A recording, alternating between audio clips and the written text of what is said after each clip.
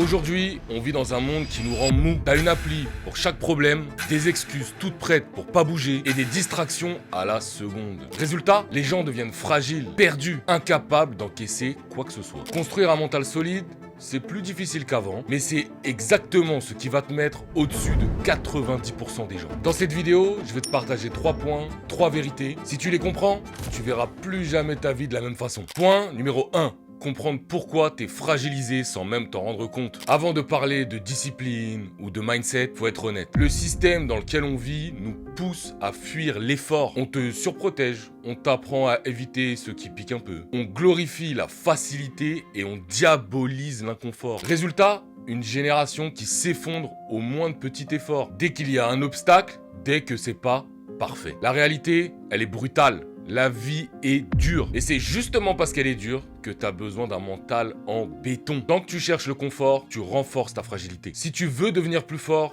il faut que tu ailles là où c'est inconfortable. Point numéro 2.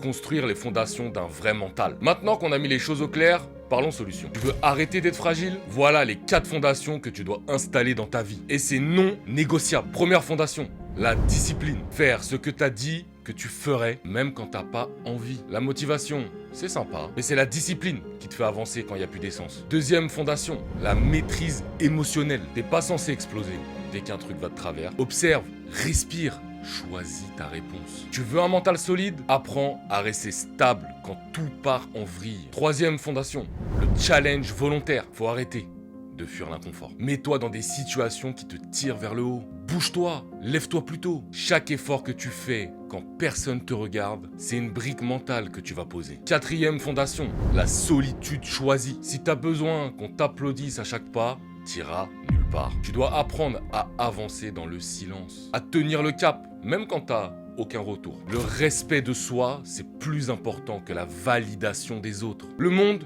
il va pas changer pour toi, alors sois plus fort. Point final. Point numéro 3. Éliminer ce qui t'affaiblit en silence. Beaucoup veulent devenir plus forts, mais ils continuent de s'entourer de ceux qui les détruisent. Si tu veux avancer, t'as aussi des choses à couper. Pas demain, pas après-demain. Maintenant, le premier point à éliminer, la victimisation. C'est pas les autres, c'est pas les circonstances, c'est ta vie, donc ta responsabilité. Tant que tu continues à te voir comme une victime, t'es foutu. C'est brutal, mais c'est vrai. Deuxième chose à éliminer, le confort permanent. Chaque fois que tu choisis la facilité, tu perds un peu en force mentale. Le confort, il t'endort. L'inconfort te construit. Si tu as à choisir entre ce qui est simple et ce qui est juste, choisis ce qui est juste à chaque fois. Troisième chose à éliminer, les gens toxiques. Regarde ton entourage. Est-ce qu'ils te tirent vers le haut ou est-ce qu'ils te confirment dans ta médiocrité? Coupe, sans excuse, sans culpabilité. T'as pas besoin d'être entouré.